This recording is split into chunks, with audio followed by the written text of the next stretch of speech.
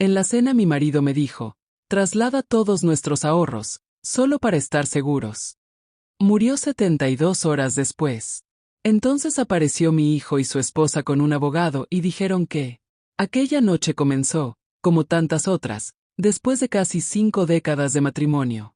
La mesa estaba puesta con el mismo mantel de flores que usábamos para las cenas tranquilas de entre semana. La sopa humeaba suavemente y la luz cálida de la cocina hacía que todo pareciera seguro, familiar e inmutable. Si alguien me hubiera dicho que estaba viviendo una de las últimas noches de mi vida junto a Ricardo, no lo habría creído. Mi nombre es Elena y durante 48 años compartí cada alegría, cada preocupación y cada sueño con mi esposo. Habíamos construido una vida sencilla, pero honesta. No éramos ricos, pero teníamos algo que ambos valorábamos más que el dinero: estabilidad. Cada ahorro que guardábamos representaba horas de trabajo, sacrificios silenciosos y decisiones tomadas juntos. Aquella noche, sin embargo, había algo diferente en Ricardo. No era algo evidente. No estaba enfermo ni parecía especialmente preocupado. Era más bien una tristeza suave escondida detrás de sus ojos, una sombra que aparecía y desaparecía mientras cenábamos. Intenté ignorarla al principio. «¿Todo está bien?», le pregunté mientras servía un poco más de sopa. Él levantó la vista y me dedicó una sonrisa tranquila. «Claro que sí». Pero después bajó la mirada hacia su plato. Los años me habían enseñado que las personas pueden ocultar muchas cosas con palabras, pero no siempre pueden esconderlas con los ojos. Seguimos conversando sobre asuntos cotidianos. Hablamos del jardín, de una vecina que acababa de mudarse y de una llamada que habíamos recibido de nuestro hijo Alejandro unos días antes. Nada parecía fuera de lo normal. Entonces, Ricardo dejó la cuchara sobre la mesa y se quedó en silencio durante unos segundos.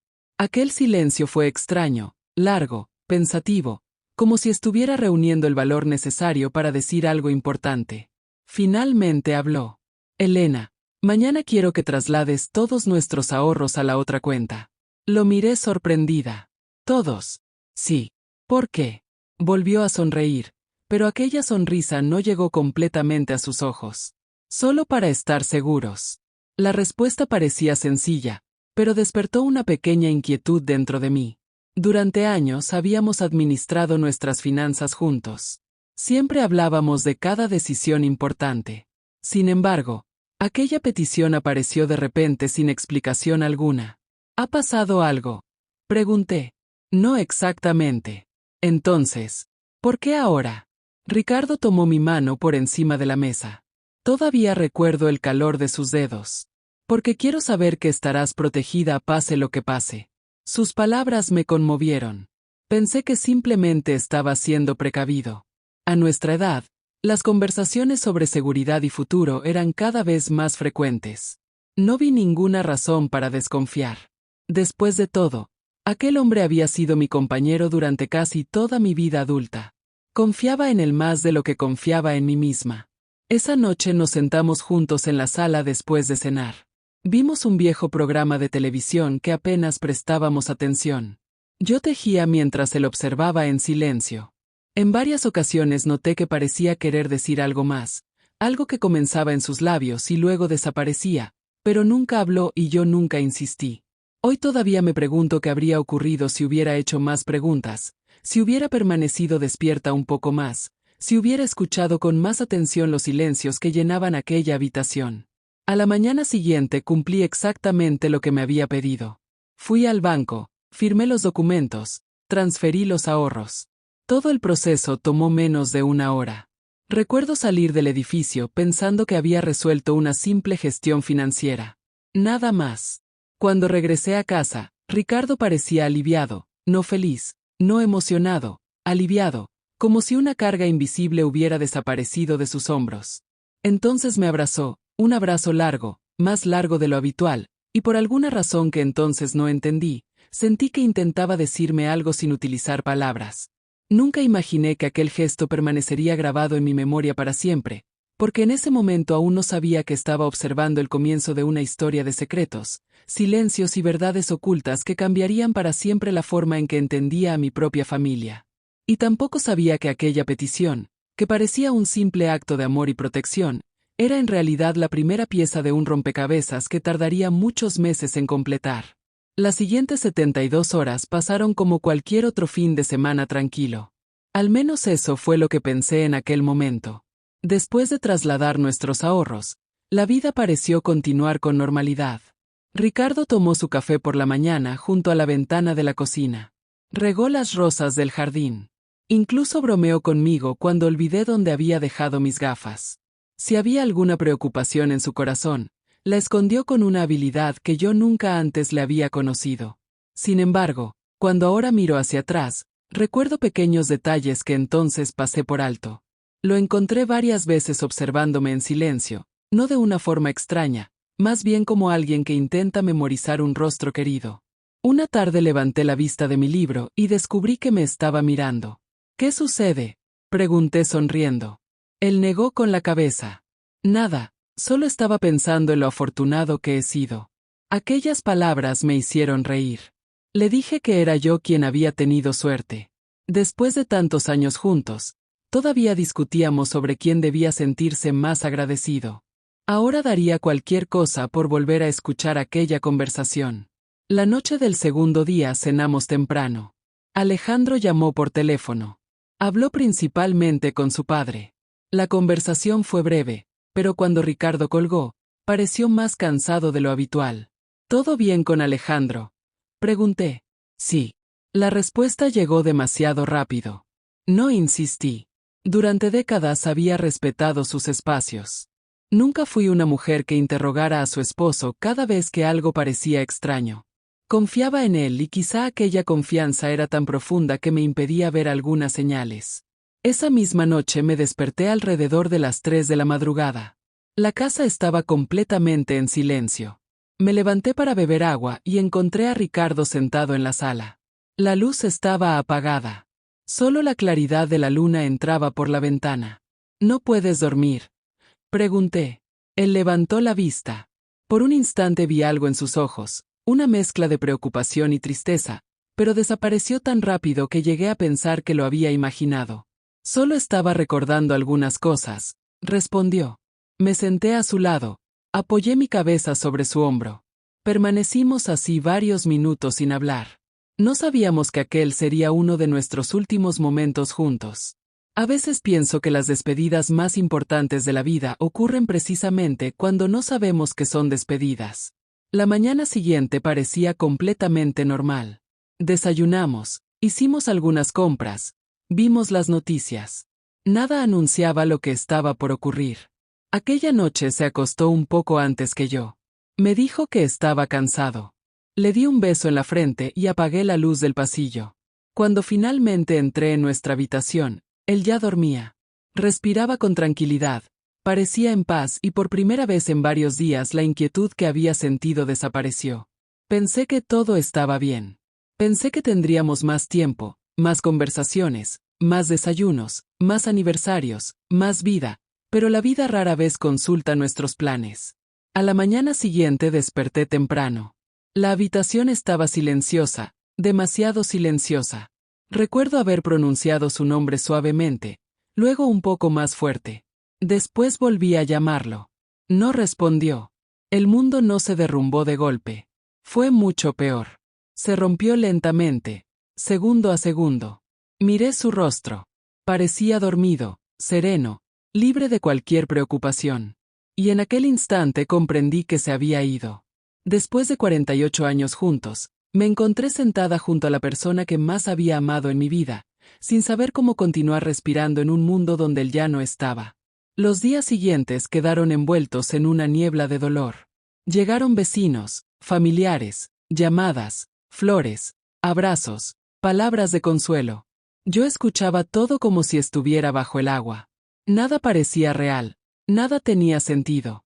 La casa, que siempre había estado llena de nuestra historia, comenzó a sentirse inmensamente vacía. Y mientras intentaba sobrevivir a aquella pérdida, sin fuerza siquiera para pensar en el futuro, algo empezó a cambiar a mi alrededor. Pequeños comentarios, miradas extrañas, conversaciones interrumpidas, detalles que entonces no comprendía. No sabía que el silencio que había dejado Ricardo detrás de sí ocultaba una verdad mucho más profunda de lo que imaginaba, una verdad que comenzaría a revelarse apenas unos días después del funeral y que llegaría a mi puerta acompañada por mi propio hijo, su esposa y un abogado. El funeral terminó bajo un cielo gris y pesado, como si incluso el clima comprendiera el vacío que había quedado en mi vida. Durante días caminé por la casa como una visitante en mi propia historia. Cada habitación guardaba una parte de Ricardo. Su sillón favorito seguía junto a la ventana. Sus gafas descansaban sobre una mesa auxiliar. Su taza de café permanecía en el armario, exactamente donde la había dejado por última vez. Intentaba acostumbrarme al silencio, pero el silencio tenía memoria. 5 días después del funeral, escuché un automóvil detenerse frente a la casa. Miré por la ventana y vi a Alejandro. Mi corazón se alivió por un momento. Pensé que venía a abrazarme, a acompañarme, a compartir conmigo el dolor que ambos estábamos viviendo. Pero cuando observé mejor, vi que no estaba solo. Carolina, su esposa, bajó del asiento del pasajero y detrás de ellos apareció un hombre de traje oscuro cargando un maletín. Un abogado.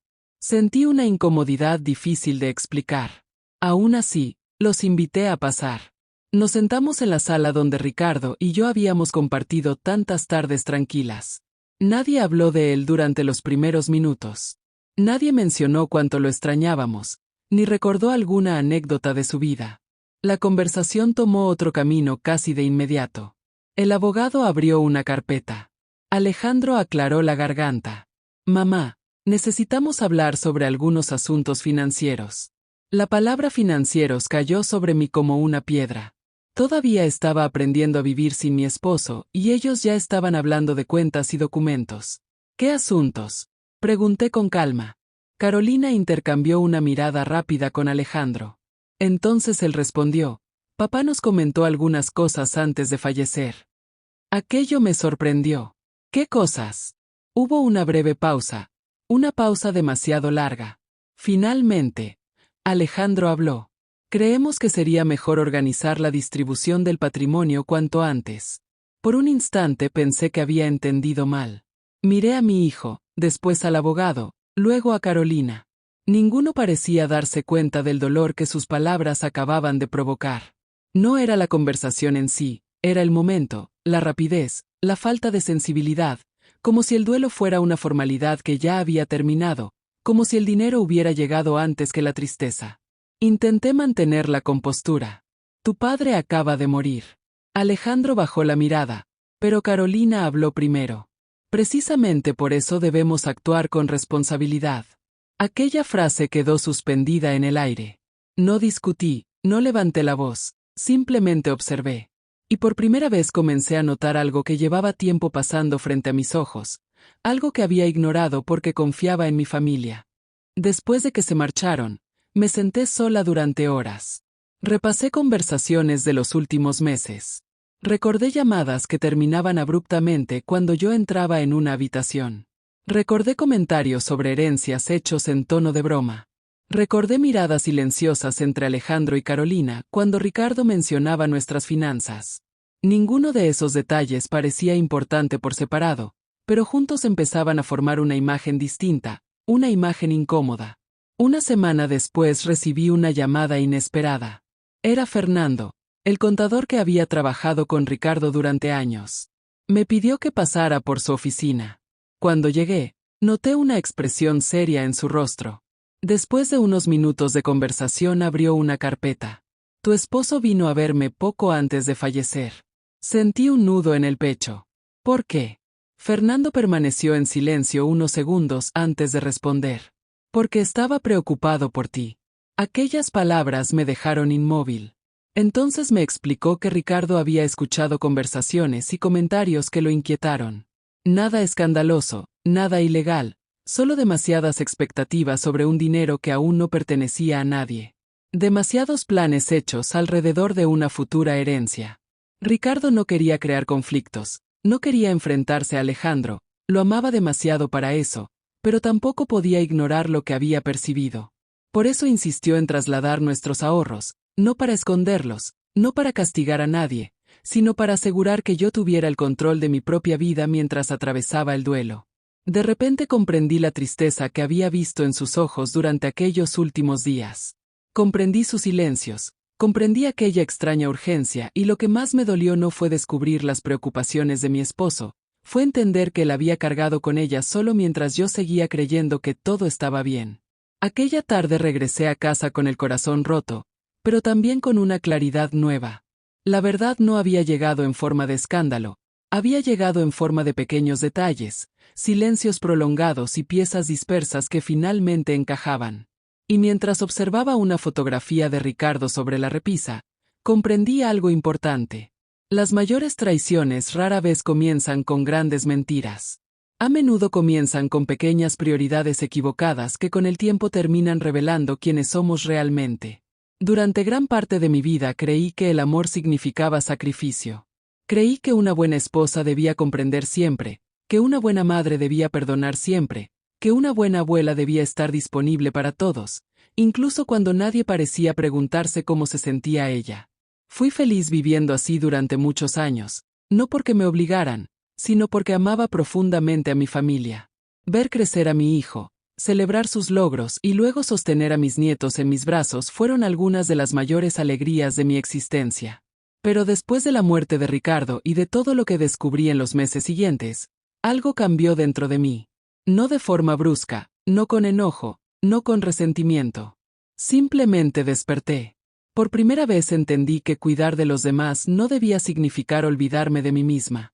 La conversación con Alejandro después de la visita del abogado había dejado una herida profunda, no porque hubiera intentado hacerme daño deliberadamente, sino porque me hizo sentir invisible en uno de los momentos más dolorosos de mi vida. Mientras yo lloraba la pérdida de mi compañero de 48 años, ellos estaban preocupados por asuntos que podían esperar. Aquello me obligó a hacerme una pregunta que nunca antes me había planteado. ¿Cuánto de mi vida había pasado poniendo las necesidades de otros por encima de mi propia dignidad? La respuesta me sorprendió, demasiado tiempo, así que decidí hacer algo diferente. No corté relaciones, no organicé discusiones familiares, no busqué castigar a nadie, simplemente comencé a establecer límites, límites tranquilos, límites firmes, límites que jamás había tenido el valor de establecer. Organicé mis finanzas con ayuda de profesionales independientes. Actualicé mis documentos. Revisé mis planes para el futuro. Por primera vez tomé decisiones pensando en lo que necesitaba yo y no en lo que otros esperaban de mí. Al principio me sentí culpable. Era una sensación extraña, como si cuidarme fuera una forma de egoísmo, pero con el tiempo comprendí que no era egoísmo, era respeto propio. También empecé a llenar mis días de maneras nuevas. Me uní a un pequeño club de lectura para personas mayores. Volví a caminar por las mañanas. Recuperé amistades que había dejado de frecuentar durante años. Incluso comencé a escribir recuerdos de mi vida con Ricardo en un cuaderno que todavía conservo. Poco a poco la tristeza dejó de ocupar todo el espacio. Nunca desapareció por completo. Creo que el verdadero amor nunca desaparece. Pero dejó de ser una carga para convertirse en una compañía silenciosa. Una tarde de primavera, varios meses después, Alejandro apareció solo en mi puerta. No había abogado, no había carpetas, no había conversaciones sobre dinero, solo estaba mi hijo. Parecía más cansado que la última vez que lo había visto, más reflexivo, más humilde. Nos sentamos en el jardín que Ricardo tanto amaba. Las rosas estaban floreciendo. Durante varios minutos ninguno habló. Finalmente Alejandro rompió el silencio. Mamá, necesito pedirte perdón. Lo miré sin decir nada. Después de la muerte de papá me comporté mal. Me preocupé tanto por cuestiones materiales que olvidé algo mucho más importante. Su voz comenzó a quebrarse. Olvidé que tú también estabas sufriendo. Sentí un dolor profundo al escucharlo, pero también sentí alivio, porque la verdad, aunque llegue tarde, sigue teniendo valor. Alejandro bajó la mirada. Sé que no puedo cambiar lo que hice. No, respondí suavemente. No puedes. El silencio volvió a instalarse entre nosotros, pero esta vez era un silencio diferente. No estaba lleno de tensión, estaba lleno de honestidad. Tomé su mano, la misma mano que había sostenido cuando era niño, la misma mano que había guiado en sus primeros pasos. Todos cometemos errores, Alejandro. Lo importante es lo que hacemos después de reconocerlos. Las lágrimas aparecieron en sus ojos y también en los míos. No porque todo hubiera quedado resuelto mágicamente, sino porque finalmente estábamos hablando desde el corazón. Hoy sigo viviendo en la misma casa. Las fotografías de Ricardo continúan sobre las repisas. Las rosas siguen floreciendo cada temporada y cuando el viento atraviesa el jardín, a veces siento como si una parte de él todavía estuviera aquí. Pero ya no vivo esperando que otros me valoren. Ya no entrego mi tranquilidad para evitar conflictos. Aprendí que el amor necesita respeto para sobrevivir. Aprendí que las personas pueden decepcionarnos sin dejar de ser parte de nuestra historia. Y aprendí que la verdadera fortaleza no consiste en ganar discusiones ni en demostrar quién tiene razón. Consiste en conservar la dignidad cuando el corazón ha sido herido. Esa fue la paz que encontré al elegirme a mí misma. Una paz tranquila, una paz silenciosa, una paz que nadie podía darme porque siempre había estado dentro de mí, esperando el momento en que por fin decidiera reconocer mi propio valor. Y hasta aquí llega esta historia. Si llegaste hasta el final, te agradezco mucho por escuchar. Me encantaría saber qué opinas. Así que te invito a escribir en los comentarios tu experiencia o tu punto de vista sobre lo que acabas de escuchar. No olvides darle like si te gustó este contenido, suscribirte al canal y activar la campanita para no perderte ninguna de las próximas narraciones. Nos vemos en el próximo video.